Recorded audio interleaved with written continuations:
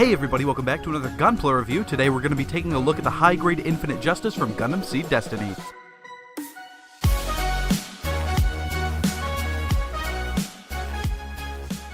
Before we get into the review, of course, I have to give a big thank you to my sponsor, Galactic Toys. They sent me this kit for free, so as usual, this video would not be possible without them. If you'd like one of these kits for yourself, check out their website with the affiliate link down in the description. And don't forget to use code YSG10 at checkout for 10% off your order. With that being said, let's get into the review. So this is the Infinite Justice snapped together straight out of the box, and I gotta say, it looks nothing short of amazing. And I'm just gonna come out right away and say it, this is hands down one of the best, if not the best, high-grade kits that I've ever put together. The build is extremely solid, and I mean, seriously, I don't think you could shake this guy out of a pose if you tried. Not only that, but the build is also very well thought out and well designed. As far as I can tell, absolutely no compromises were made when it came to the design and the articulation. This thing excels in both categories. I mean, just that amazing color separation alone should be a dead giveaway to how awesome this kit is. And speaking of giveaways, those of you who follow me on Twitter may already know that I'm currently hosting a giveaway for the high-grade RX-78-2 Beyond Global that just came out. And for those of you who are not already following me on Twitter, please follow me, I'm very lonely. But yes, this is a contest that is open to everyone as long as you live in the United States. Only because I'm handling everything myself, I'm paying for shipping out of pocket, so I don't think I'd realistically be able to handle international shipping. Hopefully, and ideally, I'd like to open up future giveaways to everyone internationally, but right now I don't think that that's possible for me. So, big apology to anyone living outside the US. Hopefully I'll be able to arrange something for you guys soon. But for those of you who are eligible contestants who live in the US and who want to enter, you can do so by going to the Gleam link in the description and the pinned comment. There are 3 different ways to enter, and you have until August 10th to do so. So anyways, back to the review. So not only does this thing sport a perfectly solid build and super awesome color separation, but like I said, this design was thought out super well. I mean, there are virtually no seam lines on this kit anywhere, and that's awesome. I really love the quality increase we've been seeing from a lot of the recent high-grade releases. I could probably even go as far as to say that this kit maybe even borders on real grade quality. Of course, it is still a high grade, but it's definitely a great one. And finally, before we move on, as far as overall aesthetics go, this thing is great. The colors are bright and vibrant without looking toyish. The color separation, and I've already touched on this a little bit, but it is some of the best that I've seen in a high grade, hands down. And of course, the proportions are just perfect. Looks and aesthetic wise, I seriously can't find anything bad to say about this kit. I mean, what can I say? Model kit good, please subscribe. Anyways, moving on to the seam lines, there are actually none that I could find moving around the body looking all around until I got up to the head. There is this one that runs down the middle of both sides, but that's about it, and it's pretty standard for a high grade anyway. I mean, this kit goes above and beyond in so many areas that this is basically negligible. Anyways, moving on to the size comparison, here's the high grade 1/144th scale Infinite Justice compared to the high grade Astaroth, Reborn 100 Yagidoga, my previous review, the high grade Windham. If you haven't seen that video, go check it out, and the 1:1 scale replica of Sheer Heart Attack.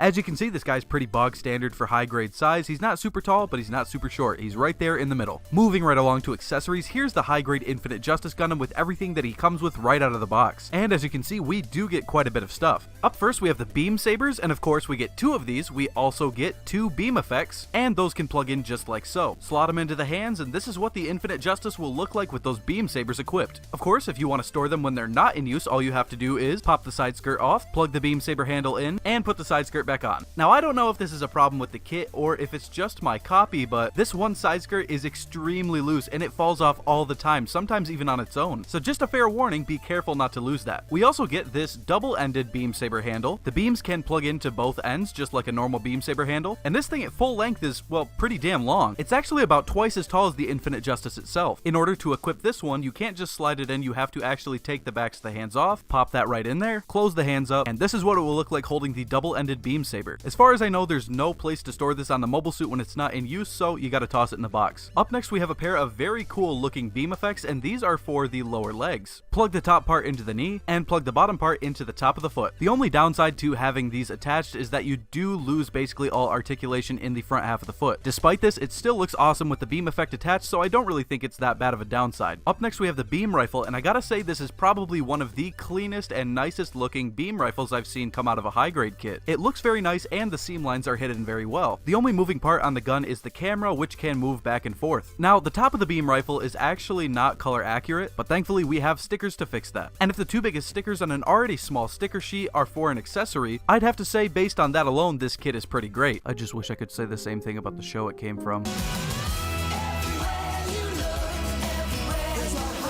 The beam rifle can also plug into his butt. And this is what the Infinite Justice will look like with the beam rifle equipped. Alright, this damn thing keeps falling off every time I touch this kit, so it's staying off for the rest of the video. Moving back to the sticker sheet, we can see yes, it is quite small, and the majority of the stickers are eye and head cameras. We do have these two small stickers here, which are for the insides of the vents on the chest. And this triangular yellow sticker goes on the shield. Now, the shield itself may not look super interesting, but it actually has quite a few gimmicks packed in, so let's talk about that right now. First up, we get one very nice looking beam effect that can be plugged into the bottom of the shield. You can also remove the pink segment from the shield to make this kind of beam dagger for the Infinite Justice to hold, and that's what it will look like in his hand. You can also remove this middle segment from the shield, take out this very nice looking beam effect part, plug that in just like so, and put it back on the shield, and now we have the active beam shield. This looks really cool. The shield also has a connector peg on the back, and that can be used to connect the shield to the arm in one of two ways. Finally, we get this small bendy wire. Take out the middle section of the shield, thread the wire into that small hole down there, remove this segment of the shield, and thread the wire into this hole as well. And this is what it will look like with all this equipped, and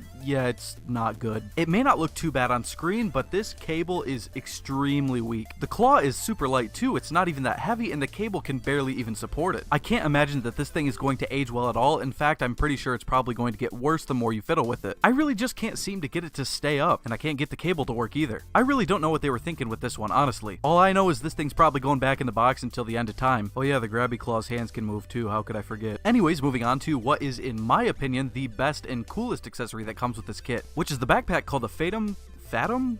I don't know how to pronounce it, honestly, and you couldn't pay me enough to watch the show to find out. Anyways, this thing has a lot going on, so let's check it out. To start off with, this piece flips forward, both guns can move back and forth, and can flip all the way back. Wings move out, and can move up and down a bit. These handles can flip outward, and that's about it. We also get a pair of these beam effects which go onto the wings. Pop them in just like that, and that looks pretty damn cool. Very nice touch from Bandai. To connect the backpack to the body, simply plug in the pegs to the matching holes, and there you go. Looks pretty awesome, and he has no problem standing up on his own with the backpack attached. Now, the backpack can flip forward, but if you remember the old high-grade Justice Gundam that I reviewed on my channel a couple months ago, in order to flip the backpack forward, you actually have to take the head completely off. Thankfully, that's not the case here, because all you have to do is move the guns apart to either side, flip it forward, and move the guns back into position. This is a much less painless transformation, I guess you could call it, than the old high-grade Justice Gundam. And yeah, I know they're not necessarily the same suit, but they're based on the same design, and it does the same little gimmicks, so this one definitely executes it a lot better. As you can see, it has no problem standing when in this form either, which is awesome. The backpack also has one more mode, and to change into that, all we have to do is flip these handles out, put the handles into his hands, see this hole, take an action base, and plug it in. Also flip this front piece out. And there you have what I guess would be his flight mode. I honestly personally prefer the normal Justice Gundam riding on top of the backpack rather than hanging underneath it, but I gotta admit this still does look pretty cool. So with that is all the accessories covered, and here is the Infinite Justice with basically everything that he comes with equipped all at once. And man, this looks totally badass, I'm not gonna lie. This kit also complements its multitude of great accessories with some great posability. Ball joint at the head, 360 rotation, head can look up that far and look down that far, butterfly joint, 360 at the shoulder, shoulder armor moves independently, arm can move up that far, 360 at the bicep, an excellent double jointed bend at the elbow, hands on a ball joint, side to side at the torso, we get a decent forward and backward bend, front skirts on a ball joint, side skirting can move up that far, and the side skirts actually have this very interesting joint in here which allows them to move backwards towards the butt flap. The butt flap can also swing outwards, which is a nice touch for a high grade. With the side skirts out of the way, he can do perfect splits, kick out to the front, kick out to the back, and with the side skirting moved out of the way, he can also do this kind of forward sideways kick. It's made to work in conjunction with the beam effect that goes from his knee to his ankle. Beautiful double jointed bend at the knee, decent spin at the upper thigh, however we don't get a full 360. Ankle armor can move up and down, foot all the way up, foot all the way down, and we get a very nice toe bend. Just look at that. We also get an amazing pivot at the ankle. This allows us to pull off some real dynamic realistic poses. There's also one more actually pretty interesting gimmick going on in the hips. I'm not sure how well my camera can pick it up, but if you pop the butt flap off, you can swing the hip joints out and tab them back in by closing the butt flap for a slightly extended range of motion. So that is it for the review, and I can safely say that I definitely recommend that you go pick this kit up if you're looking for a great high grade. The build is fun and solid, and the finished result is stunning. This thing is a joy to handle, and despite its few flaws, it definitely comes out on top of all the high grades that I've built. If you're a fan of pink mobile suits, Gundam Seed Destiny, 1/144th scale kits, high grade kits, whatever, you need this kit. And of course, as always, if you want one for yourself, you can head on over to Galactic Toys with the affiliate link down in the description, and if you decide to pick one up, you can use code YSG10 at checkout for 10% off your order. Well, that's all I've got for today. If you made it to the end of the video, thank you so much for watching, and of course, until next time, this has been UC Gundam, signing out.